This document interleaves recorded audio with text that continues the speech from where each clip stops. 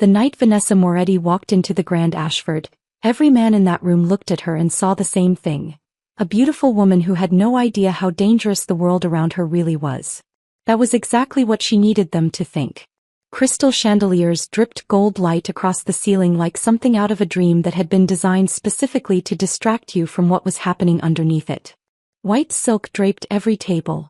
Champagne arrived on silver trays without being asked for.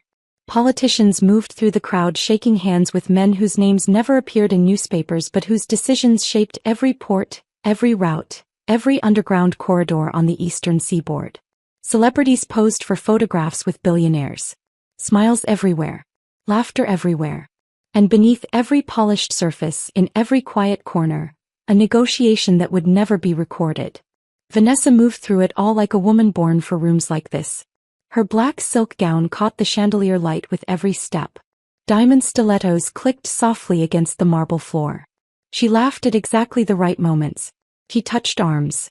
She asked questions that made people feel seen. She had been doing this long enough that it required no effort. It was simply another form of discipline like the other ones she practiced in private and never discussed. Nobody in that room feared her. That was the most important part of any evening. Across the ballroom, standing near the tall windows overlooking the Manhattan skyline, Damien Moretti watched his wife work the crowd. He was still speaking. Something about shipping routes and timing along the northern corridor. His captains stood close, their voices low, their eyes scanning the room the way the eyes of careful men always scan rooms. Not looking for anything specific, just cataloging exits and faces and the distance between themselves and trouble. But Damien's eyes kept finding Vanessa. His right-hand man Luca caught the look. Luca had been Damien's second for 11 years. Broad-shouldered, deliberate, with a jaw like carved stone and a smile that always arrived just slightly after the moment that called for it, as though his face had to check with something internal before committing. He leaned slightly toward Damien without turning his head.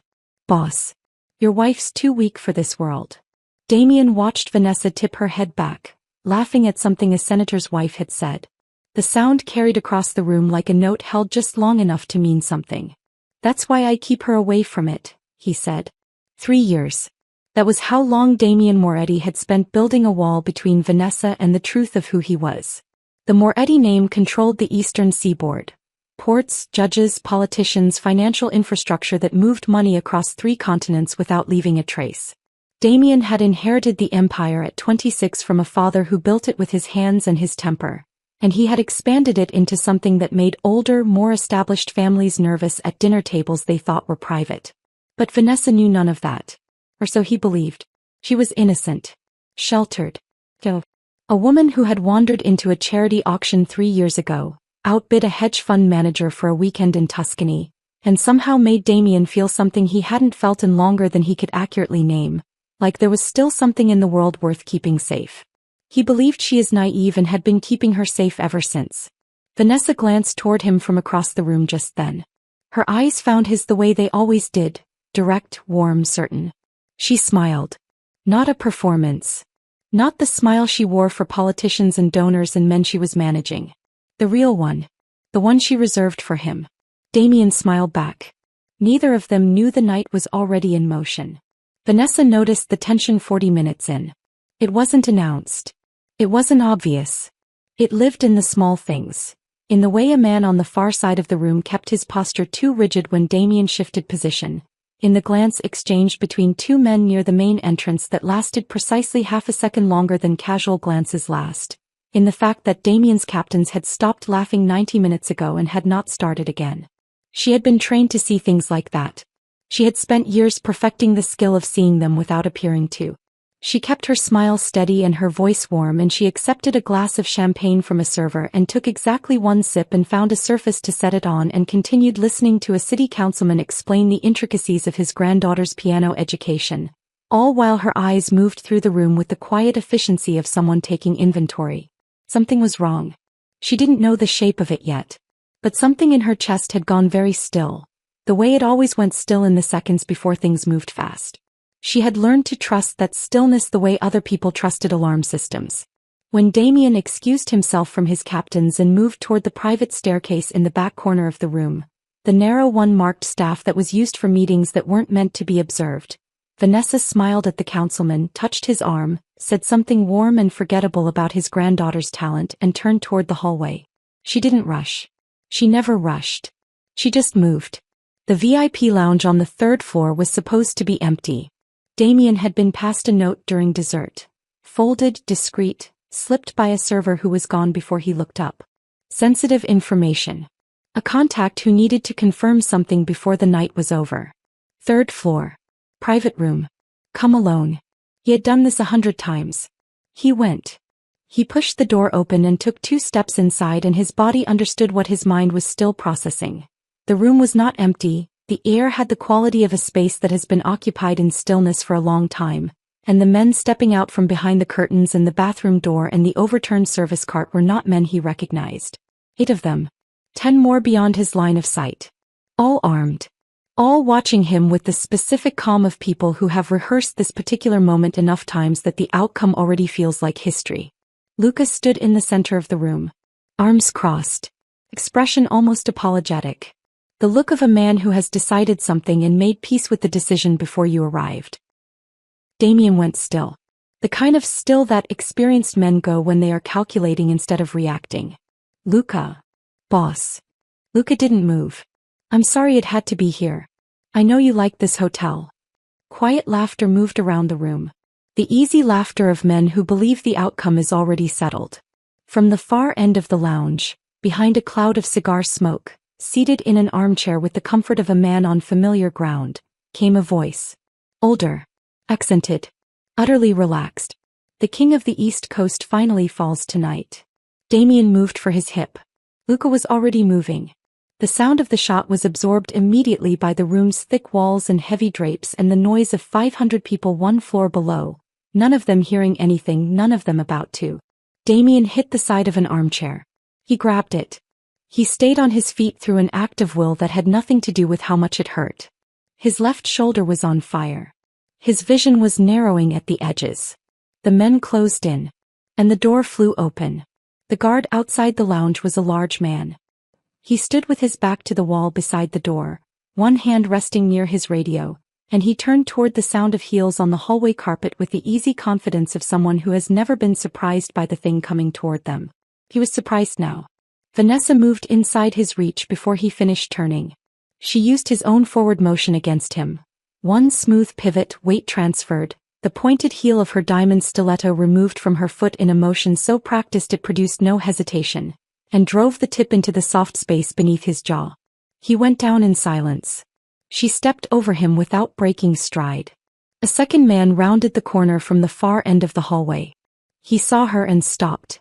That fatal half-second where the brain refuses the information the eyes are sending, and she closed the distance between them and had his wrist in both hands before he completed the thought that had started forming in his head. Joints do not move in the direction she moved his. He went down. She stripped the weapon from his hand before he hit the floor. Checked it. Safety off. Chambered. She walked to the lounge door. Later, weeks later, when the footage from the hotel's security system made its way through certain hands and into certain rooms, men who considered themselves very difficult to impress would watch the recording from that third-floor hallway and not say anything for a long time. They would watch a woman in a torn silk gown move through that space the way water moves, following the path of least resistance, arriving at its destination with absolute inevitability, leaving nothing unchanged behind it. They would watch her eliminate 2 trained men in the space of 12 seconds without apparent urgency, without panic, without anything on her face that resembled fear. They would watch it more than once. Nobody knew who Vanessa really was. They were about to find out. The door burst inward. Everyone in the lounge turned. Vanessa stood in the frame. 1 foot bare, 1 still healed. Her gown was torn at the hip. Her hair had come partially loose. In her right hand she held the stiletto she'd removed, gripped by the toe, the pointed heel angled outward, held with the relaxed familiarity of someone who has used improvised tools before and found them adequate. Her face was calm. Not the soft, social calm of a woman at a charity gala. Something else. A stillness that had depth to it. The kind that comes from having been in bad situations enough times that bad situations no longer produce the response in you that they produce in most people. Damien was against the far wall, one hand pressed to his shoulder, watching his wife from across the room with an expression that had no name in any language because no one had needed a word for it before. One of the attackers, young, standing nearest to her, still riding the momentum of a night that had been going exactly as planned until 30 seconds ago, laughed. "What's she gonna do? Hit us with a shoe?" He was still smiling when the heel connected with the bridge of his nose. She threw it the way athletes throw things, not hard but precisely with the compact efficiency of muscle memory. The point hit its mark and the young man's legs separated from the logic holding them up. Then she was inside the room. It was not a fight in the way the men in that room understood fights. A side table went over and she moved behind it and a shot tore through the cloth and she was already repositioned. She came up on a man twice her weight from a direction he wasn't monitoring and used the crook of her elbow and her full forward momentum to introduce his face to the edge of a serving cart. A champagne bottle became a tool when someone got too close. She disarmed the next man before he realized her hands were moving toward his wrist. Each action fed directly into the next without pause, without adjustment, without the split-second freeze that appears in people who are making decisions under pressure. Because she wasn't making decisions. She had made them years ago. She was simply executing. Damien pressed against the armchair with a commandeered weapon in his good hand, unable to fire because he could find no angle that did not put her in the path of it. He watched. This was not panic. This was not the frantic, survival-driven chaos of a person reacting to something they hadn't planned for. This was training. The deep, settled, professional kind that takes years to build into the body and a lifetime to maintain. Who was this woman standing in the middle of his collapsing world? In the chaos, most people were tracking the danger in front of them. Vanessa was tracking Luca. She had been watching him since the door. She had seen the type before. The man who engineers something and then creates deliberate distance between himself and what follows. Luca was working his way toward the back of the lounge. Toward the private exit. Toward the service hallway that connected to the lower levels of the building and, eventually, the street. He was carrying a case. The kind designed to protect electronics. He held it with both hands pulled close to his body, and Vanessa recognized that grip the way she recognized most things. Not through analysis but through pattern, through all the hours spent learning to read what people communicate without intending to. Encrypted drives. She understood immediately what the case held. She had grown up around men who moved operational infrastructure the way other people moved valuables. Quietly, personally, never through intermediaries. Accounts. Routes. Contacts. The political leverage that made a criminal empire more than just money and fear. Everything that made the Moretti name mean something, compressed into a portable format so it could be relocated when the main structure fell. If Luca left the building with that case, Damien would lose tonight. He would also lose everything that came after tonight. Vanessa looked across the room. Damien had gotten to his feet and was moving toward Luca, jaw set in a way she recognized as the expression of a man operating on will alone. He made it 4 steps before blood loss and physics had a conversation his determination couldn't override. He caught him. One arm around his back, absorbing his weight, holding him up with strength that registered on his face as a third surprise in a night already full of them. Their eyes met at close range. She had never looked at him like this before. Not across dinner tables or in the quiet of their bedroom or at the 100 social events they had attended together over 3 years. She looked at him the way soldiers look at each other. Not with love exactly but with something that encompassed love and went further than it. Present. Certain. Already committed to what came next. "Stay alive," she said. "I'll handle the rest." He opened his mouth. He was already moving. Luca moved quickly through the service hallway. Metal shelving. Exposed pipes. The smell of industrial cleaner and cold air. His footsteps echoed on concrete and he tracked them as a kind of reassurance. Forward motion, progress, distance from the lounge and whatever was happening in it now. He told himself the woman was a fluke. An anomaly. Something that happened once and would be discussed later and then filed away in the category of impossible things that had nonetheless somehow occurred. He pushed through the heavy fire door at the bottom of 2 flights of stairs and entered the underground service tunnels. Strip lighting. Concrete walls. The hum of ventilation systems. 200 meters ahead, the parking structure. Then the car. Then the road. He was going to make it. He didn't hear her because she wasn't making noise. Vanessa had removed the other heel 2 floors up. She moved barefoot on cold concrete. Silent, unhurried, tracking Luca's footsteps ahead with the patience of someone who has learned that a moving target doesn't need to be chased. It needs to be anticipated. She had walked these tunnels before. 2 weeks ago, after noticing a 12-minute gap in the hotel's lower-level security rotation and wanting to understand the layout before she needed it. He had not known she would need it. She had learned a long time ago that the difference between people who survive and people who don't is usually not strength or speed or courage. It is preparation. The willingness to understand a space before the space becomes a problem. She let Luca's footsteps pull ahead of her. Let the distance grow. Then she cut left through a maintenance access corridor that ran parallel to the main tunnel and walked quickly and emerged through a side door into the parking structure 12 seconds before he arrived. She pressed into the shadow beside a concrete pillar and went still. Luca pushed through the door. Exhaled. His car was 40 meters away in the third row. He could see it. He was already reaching for the key. He took 6 steps. The heel caught him in the back of the shoulder. A hard, flat, accurate throw from the shadow beside the pillar, and the point buried itself with enough force to make him scream.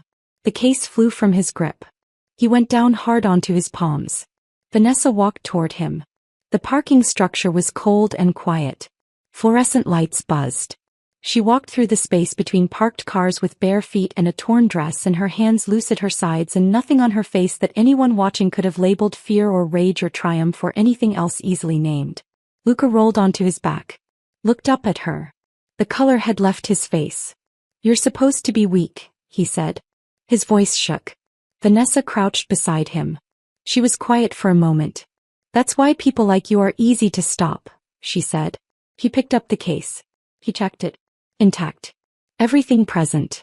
She stood and looked at him for a long moment with that same unhurried, present expression she had worn since the lounge. Then she turned and walked back toward the hotel, and behind her Luca lay on the concrete floor of the parking structure and did not attempt to move.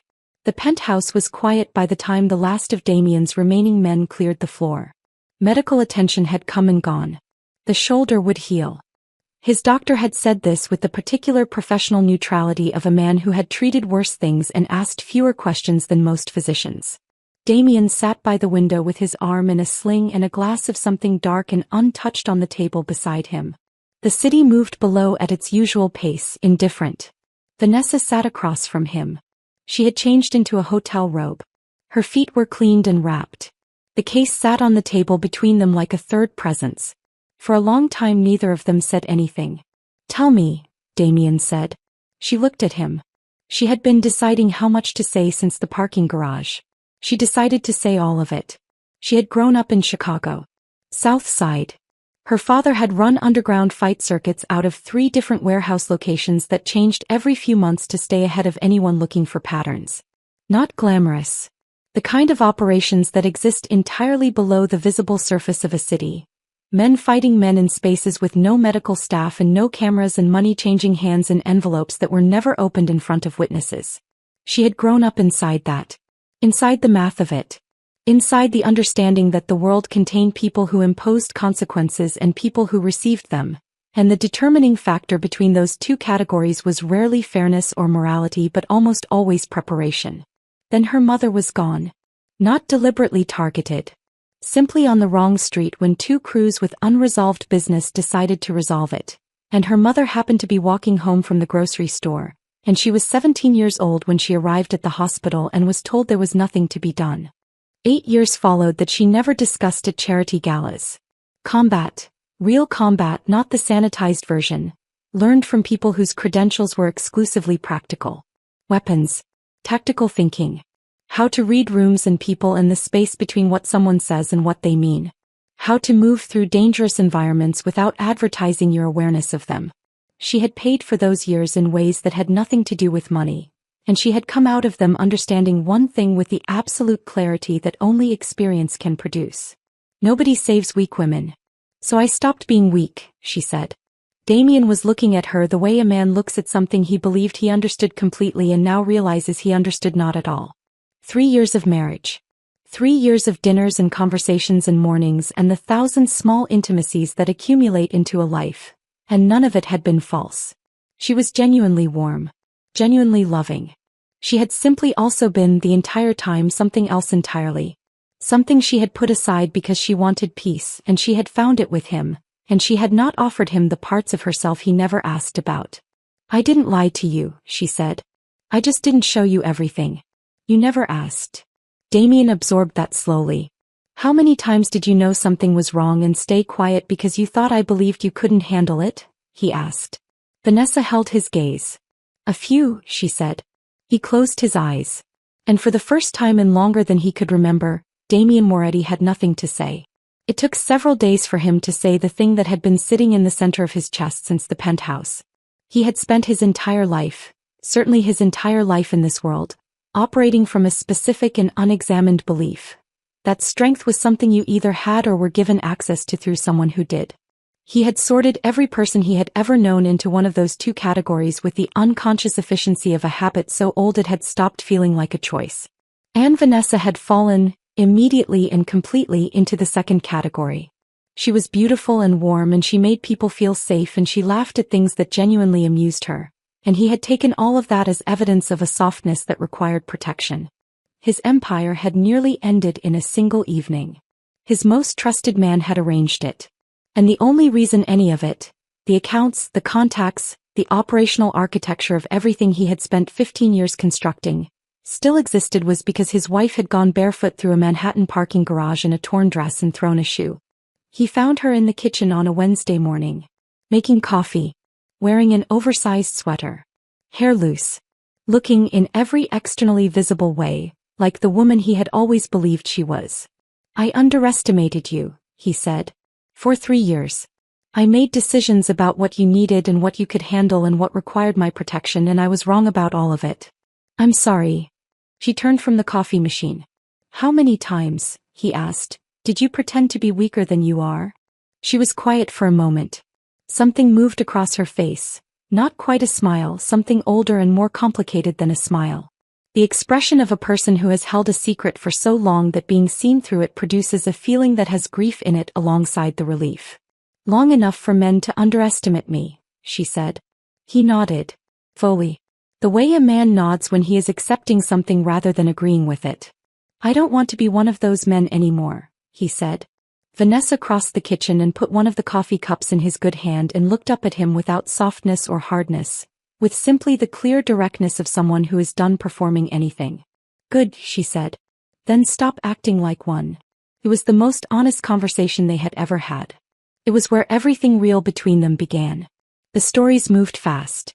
By the end of the first week, every significant organization on the eastern seaboard had heard some version of what had happened at the Grand Ashford. By the end of the second, several had cross-referenced the accounts through their own channels and confirmed enough of the core details to begin the quiet, uncomfortable process of reassessment. By the end of the month, the story had taken on the quality of legend. Embellished, multiplied, told in rooms across the city by men who hadn't been there and were filling in the parts they didn't know with the parts that seemed most consistent with the terror the story produced in them. But even stripped of everything added in the retelling, what remained was sufficient. The wife of Damien Moretti had neutralized a professional ambush, tracked a trained operative through the service infrastructure of a luxury hotel, and recovered the entire operational archive of the Moretti empire. Barefoot. In a torn gown. With a stiletto. Rival families who had spent years categorizing Vanessa as a civilian appendage. The beautiful, harmless and weak wife that powerful men sometimes kept as a kind of display of the life they believed they deserved, quietly began the process of removing her from that category. Phone calls were made. Threat assessments were revised. 3 different organizations sent new representatives to open communication with the Moretti operation, and all 3 found ways to ask indirectly and carefully whether Mrs. Moretti would be present at future discussions. One family, old, traditional, deeply invested in its own pride, sent an arrangement of white flowers to the penthouse with a handwritten card that read only, "Respectfully, we will never look directly at Mrs. Moretti again." Damien read the card and laughed for the first time since the gala. Even his own men changed around her. Men who had poured her wine and held doors and smiled politely through 3 years of charity dinners now stood straighter when she entered a room. Eye contact became deliberate. Voices modulated. There was a quality to the silence that followed her into spaces now. Not hostile, nothing like that, just recalibrated. The silence of people who have corrected a significant error in their understanding of something and are still processing the adjustment. She was exactly the woman she had always been. They were simply, finally seeing her correctly. She began working with him properly in the second month. It started as small contributions. Damien would describe a meeting. The room, the people, what was said, how it ended. And Vanessa would ask a few quiet questions and offer an observation that reframed the entire thing. A captain who presented as loyal had been lying about a contact for 4 months. A business partner whose cooperation seemed genuine was running 2 parallel conversations that contradicted each other in ways visible only if you were watching for them. An alliance that looked clean had a structural problem that would surface in approximately 8 months if no one addressed it. Every observation was accurate. Damien had spent 15 years building his empire on fear. Fear worked. He had always known this. But it was a blunt tool. Effective at producing compliance, less effective at producing truth. It attracted people who were performing loyalty because real loyalty in a fearful environment is a liability, and it created an architecture where the information reaching the top was filtered through everyone's need to manage the reaction at the top. Vanessa understood people the way diagnosticians understand symptoms, not through pressure but through patience. She watched. She listened. She asked questions that sounded like conversation and functioned as assessment. He was never wrong. Together they rebuilt what the gala night had fractured.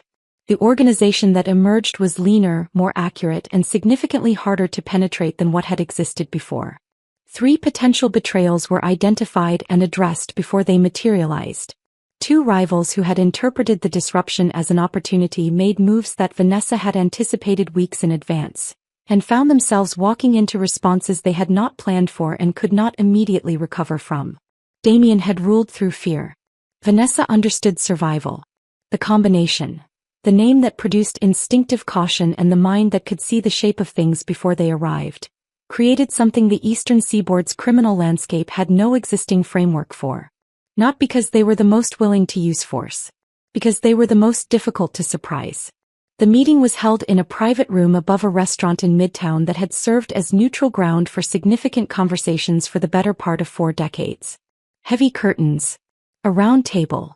Chosen specifically because round tables have no head, which meant the argument about who sat where was removed before it started. No phones past the front door. That rule had existed since before half the men in the room were born. 6 organizations were represented. Old money and new power and everything in between. They came because the Moretti name had sent the invitation, and none of them had yet decided they were willing to be the organization that ignored a Moretti invitation.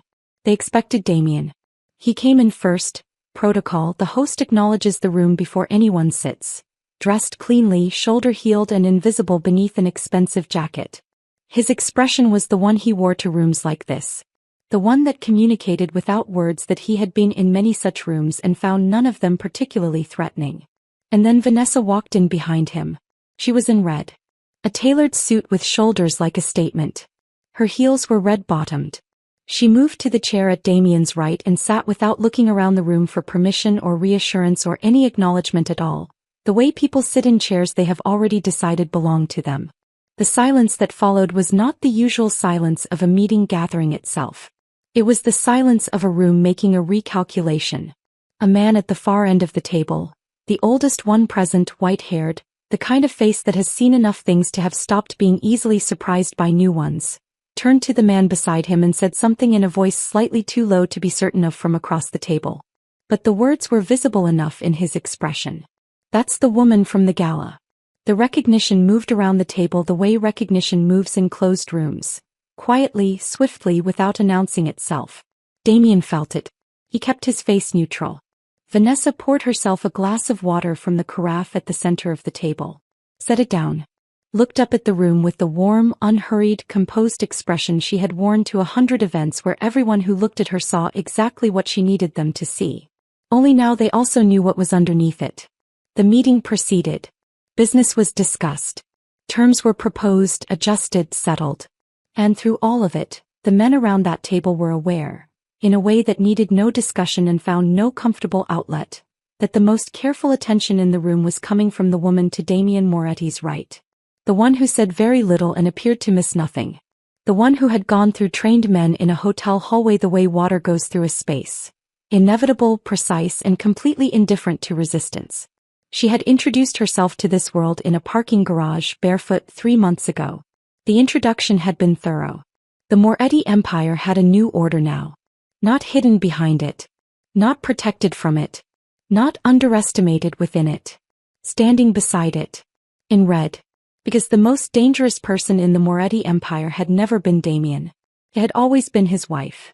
And she had been hiding behind a beautiful smile the entire time. Thank you for watching. Hope you enjoyed the story.